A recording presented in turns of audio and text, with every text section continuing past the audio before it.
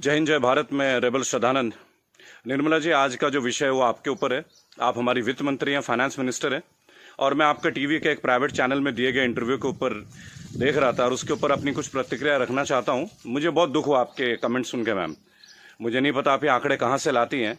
आपने उस इंटरव्यू में ये कहा मैम कि लोअर मिडिल क्लास जो होती है भारत में, उसकी न्यूनतम इनकम जो है यानी मिनिमम इनकम है वो 6 लाख से शुरू होती है और मैक्सिमम इनकम 18 लाख तक जाती है।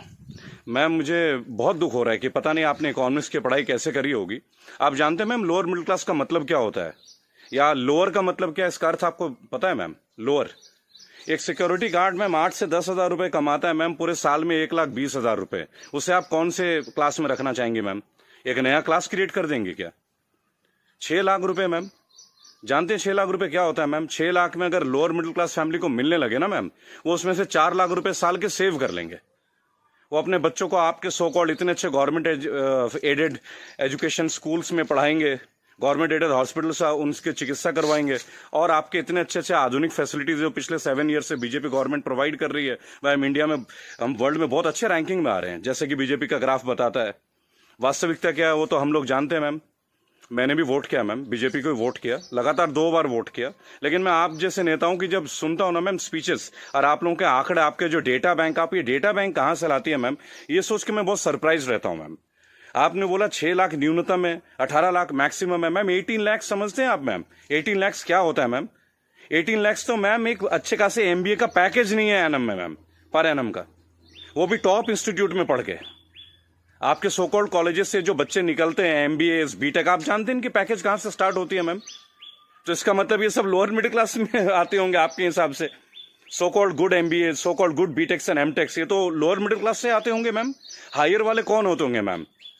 Highly rich people, highly rich industrialist. Upper middle class तो फिर आसमान में रहने और जमीन पर रहेंगे ही नहीं।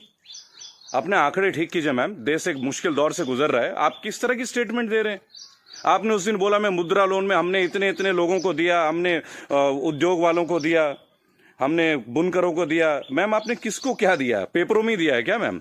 आपको मैं चैलेंज करता हूं Nirmala Sitharaman ji, I am officially challenging you ma'am. 100 youth लेके मैं आपके पास आने को तैयार हूं, जो ग्रेजुएट्स हैं, पोस्ट ग्रेजुएट्स। आप मुझे ये बताएं कौन से ब्रांच से आप उनको ये लोन देंगे मैम? मैं आपके पास ले आता हूं मैम, और मैं नतमस्तक हो जाऊंगा, क्योंकि जब आप 100 को देंगे, अगला 1 लाख यूथ मेरे साथ तैयार होगा मैम।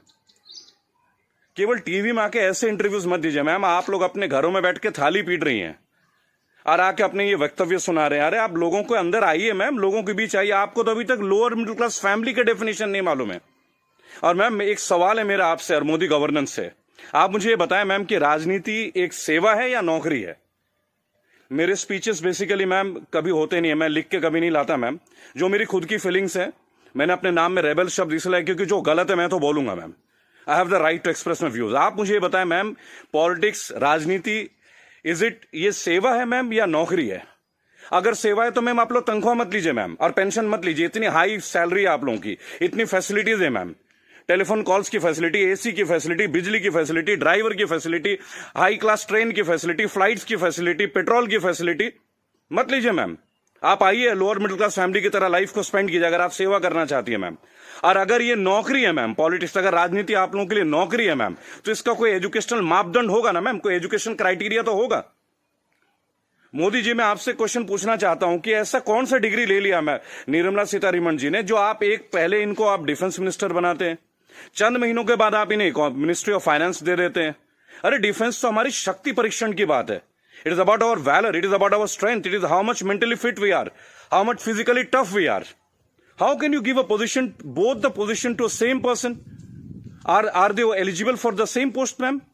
सर क्या ये दोनों सेम पोस्ट के लिए एलिजिबल होते हैं क्या? मुझे लगा था कि आपने कहा था अच्छे दिन आएंगे तो ठीक है, आप क्राइटेरिया को बदलेंगे। सर आपने तो क्राइटेरिया नहीं बदला, आपने तो दूसरे दलों के नेताओं को अपने पार्टी में लेके आ गए, उनको भगवा रंग दे दिया, उनको नेताएं बना दी। मैं दिल्ली में जनवरी मंथ में इंटरव्यू देख रहा था अनुराग ठाकुर का, फरवरी में, देश के गद्दारों को गोली मारो। बड़ी अजीब बात है, हाईली एजुकेटेड है, क्रिकेटर हैं वो, शायद बीसीसीआई के हैं, और तो और अमित शाह के पुत्र जो वो सेक्रेटरी बन जाते हैं। लोगों के ऊपर आप लोगों को बड़ा अच्छा लगता है। आपकी आईटी टीम के ज्यादातर लोग राहुल गांधी को पप्पू पप्पू पप्पू करके बुलाते हैं। देखिए मैंने एक बात सीखा है, अगर आपको हंसना है ना तो सबके साथ हंसे। If you want to laugh, laugh with others, don't try to laugh at others. It doesn't show your good politics, it shows the political vendetta. अभी प्रियंका गांधी जी ने बसों का इंतजाम किया तो बहुत सारा हवा मच गया कि भाई ये गाड़ियां टेम्पो हैं, वो हैं, फलाना है, ढेका है। अरे सर, आप 2000 बसें लगा दीजिए ना। चलो उन्होंने ऑटो दे दिए, टेम्पो दे दिए, पर उनको कुछ फीलिंग तो रहा, वो दे तो रहे हैं। आप लगा दीजिए 2000 के बदले 4000 बसें। किसने रोक रखा है आपको? उन्होंने तो ये तक कह दिया कि भाई हमारे बसों में आप बीजेपी का झंडा भी लगवा लें। गलत कर दिया क्या सर? उसमें भी आप लोग शोर मचाना लग जा रहा है। ऐसा लगता है जैसे you are always ready to fight instead of getting it worked. अच्छा देखिए, मैंने नितिन गडकरी का भाषण सुना टीवी में, ये लास्ट वीक की बात है सर। उन्होंने कहा स्वदेशी अपनाओ। चलिए सर, अपना लेते हैं, पर मुझे ये बताएं, मेक इन इंडिया और मेड बाय इंडिया, इन दोनों का डिफरेंस आपके मिनिस्ट्री का कोई एक मिनिस्टर मुझे दे सकता है क्या? मेक इन इंडिया है क्या सर? आप जमीन देते हैं सैमसंग को, जमीन देते हैं ओप्पो को, वीवो को, चाइनीज कंपनी को, साउथ कोरियन कंपनीज को, वो आके अपना प्लांट लगाते हैं, इंडियंस को हायर करते हैं, और उसके बाद प्रॉफिट जो है वो उनके अकाउंट में जाता है, सैलरीज आता है इंडियंस के अकाउंट में। तो मुझे ये बता दें कौन सा मेक इन इंडिया सर? आप मेड इन इंडिया कीजिए ना, आप अपने इंडस्ट्रीज लगाइए, आपको पैसा रेवेन्यू अपने पास रोकिए। अगर इतना दम होता ना सर हमारे मैकेनिज्म में, आपको चैलेंज कर रहा हूं, आप मैकडोनल्ड्स की तरह का आउटलेट बना लेते सर। 25 रुपए का बर्गर बेचने वाला भी लाखों करोड़ों रुपए डॉलर्स में कन्वर्ट करके इंडिया से लेके जा रहा है। आप छोड़िए मोबाइल फोन तो बहुत बड़ी बात है, 20-20, 50-50 हजार की बात है। आप बर्गर बनवा दीजिए सर, आप ब्रेड्स बनवा दीजिए, रेवेन्यू यहां जनरेट करवा दीजिए सर, मेड इन इंडिया कर दीजिए। What is make in India sir? आप कहते हो स्वदेशी अपना, फॉरेन की कंपनी को आप जमीन अलॉट कर रहे हो, राइट? और आप कहते हो चाइना का बहिष्कार कर दो। आप मुझे बता दें बीजेपी के कौन से नेता के पास इंडिया वालों का फोन है सर? और बीजेपी छोड़िए, किसी भी पार्टी, मैं यहां किसी और पार्टी का माउथ पीस नहीं हूं सर, क्योंकि मुझे देखा गया है, मैं देखता हूं ये चीज। अगर मैं आपके पॉलिटिकल किसी फेलियर के बारे में बात करूं तो लोग तुरंत बोलेंगे भाई ये तो कांग्रेस का आदमी है। It's very cheap sir, it sounds very cheap. ठीक है सर, आपसे पहले हमने कांग्रेस को भी वोट दिया, क्या गलत किया सर? गलत क्या किया भाई? जो मेजोरिटी में आएगा उसको तो वोट देंगे ना। मुझे ऐसा लगता है कि आप ऑपोजिशन को भी नहीं टिकने देते हैं भाई। एक सोशल सिस्टम है, गवर्नेंस का एक सिस्टम है सर। आप अच्छा गवर्नेंस करेंगे पर एक मजबूत ऑपोजिशन, आप तो ऑपोजिशन को ही परचेज कर ले रहे हैं आप लोग। ज्योतिरादित्य सिंधिया को आपने परचेज कर लिया सर, बुरा लगेगा सर सुनने में। ऐसी क्या घुट्टी दे दी सर? एक झटके में एमपी की गवर्नमेंट जो है वो कोलैप्स कर जाती है, वो भी उस दौर में जब कोविड-19 का दौर रहता है। तब आप लोगों को कोविड-19 का अवेयरनेस नहीं होती, तब आपको नहीं लगता कि लोगों के बीच आपको जाना चाहिए। अहमदाबाद में लाखों लोगों की भीड़ आपने कर दिया, नमस्ते ट्रंप कर दिया सर। क्या ये पॉलिटिकल फेलियर नहीं है? आज आप बता रहे अचानक से आपने 25 तारीख को लॉकडाउन कर दिया और 1 महीना तक आप नमस्ते ट्रंप की तैयारियां करवाते रहे sir. What is this sir? झूठी शान का हमें क्या करना है सर? आज सबसे पहले आप अपने नेताओं को बोलें कि वो कुछ भी बोले ना टीवी में, हेल्प तो आप करना नहीं। मेरी बात सुने सर, सब आत्मनिर्भर है। मजदूर कौन सा मर्सिडीज में घूम रहा है सर? उनके पैर में फफोले गिर रहे हैं। मैंने देखा निर्मला जी ने एक स्टेटमेंट दी, एक लेडीज बेचारी सूटकेस में, उसका बच्चा सूटकेस में बैठा हुआ घसीट के ले जा रही है, तो वो जवाब देती है कि राहुल गांधी को वहां नहीं बैठना चाहिए, राहुल गांधी को वहां जाना चाहिए। अरे राहुल गांधी को जो करना चाहिए वो छोड़िए, आपको क्या करना चाहिए? गवर्नेंस आपकी है, सेंट्रल में आप हैं, पिछले 7 साल से आप लोग हैं सर। हमेशा क्या स्टेट को ही फेल करते रहोगे क्या, या हमेशा ऑपोजिशन को गालियां देते रहेंगे आप लोग? सर मोदी जी चाय वाला पीएम बन सकता है, सुना था, देख भी लिया सर, बराबर। बाकी चाय वालों का क्या सर? बाकी लोगों का क्या सर? प्रवासी मजदूर छोड़िए, प्रवासी क्या होता है सर? सब भारतीय मजदूरी तो है। हर पूरा देश तो वैसे भी मजदूरी कर रहा है सर, पूरा देश मजदूरी कर रहा है। आप जितना ग्रोथ दिखा दो सर, ग्रोथ क्या है वो तो लोगों के जेब में आके देखो ना, लोगों के घर में आके देखो, बैंक अकाउंट में आके देखो कि पैसे हैं किन के पास और किन के पास नहीं है। मैं एक रिक्वेस्ट करूंगा सर आपको, आप अपने मिनिस्टर्स को काइंडली एक इंस्ट्रक्शन दें कि वो कुछ भी वक्तव्य दे। बहुत बुरा दौर है सर, इस बुरे दौर में कम से कम स्टेटमेंट्स अच्छे दें। कुछ अच्छा कर ना सके तो अच्छा बोल ही लें, लोग तो अपना कर ही लेंगे ना सर।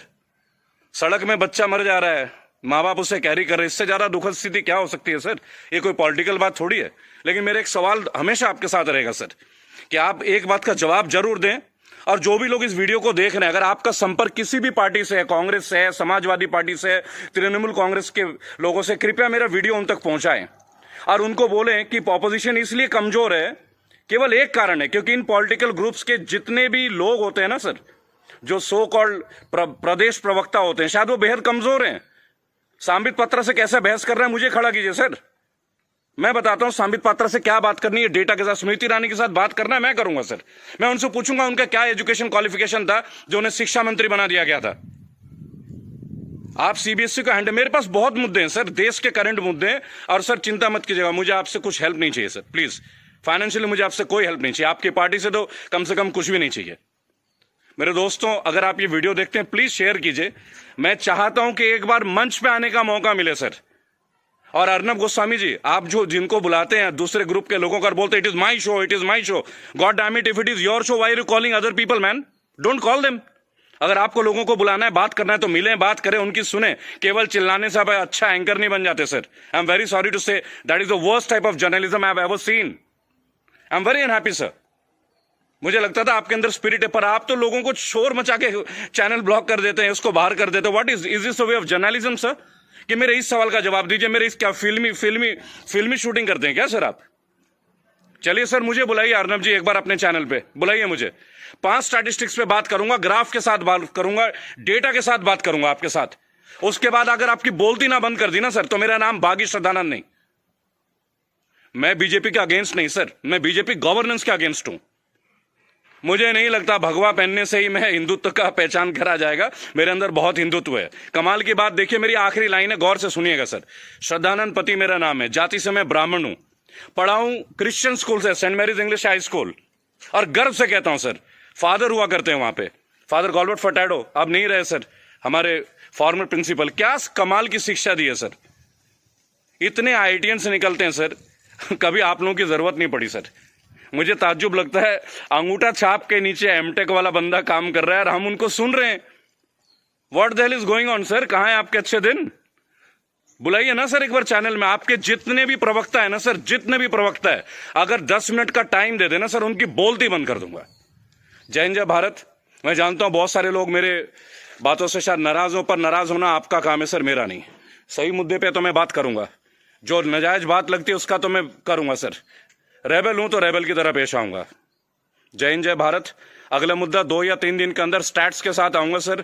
और मेरे दोस्तों, मैं दोबारा एक रिक्वेस्ट करता हूं, काइंडली अगर आप लोगों के पास कोई कॉन्टैक्ट है, मेरा वीडियो तमाम पॉलिटिकल ग्रुप्स के पास भेजें, एक मंच पे आने का मौका दें। इन्हें बताऊंगा सर, इन्हें बताऊंगा इन्होंने झारखंड के लिए क्या किया है, इन्होंने बंगाल के लिए क्या किया है, इन्होंने केरल के लिए क्या क्या, अरे उत्तर प्रदेश के लिए क्या क्या, वो भी बता दूंगा। हम भगवा में, उत्तर प्रदेश में सबसे महंगी बिजली हमारे यहां आती है। ये है ना अच्छे दिन। अगर आपने हमारे चैनल को सब्सक्राइब नहीं किया है तो सब्सक्राइब कीजिए, लाइक कीजिए, शेयर कीजिए और हाँ, बेल आइकन को दबाना ना भूलें, ताकि बाकी अपडेट्स आपको सबसे पहले मिलती रहे। नमस्कार।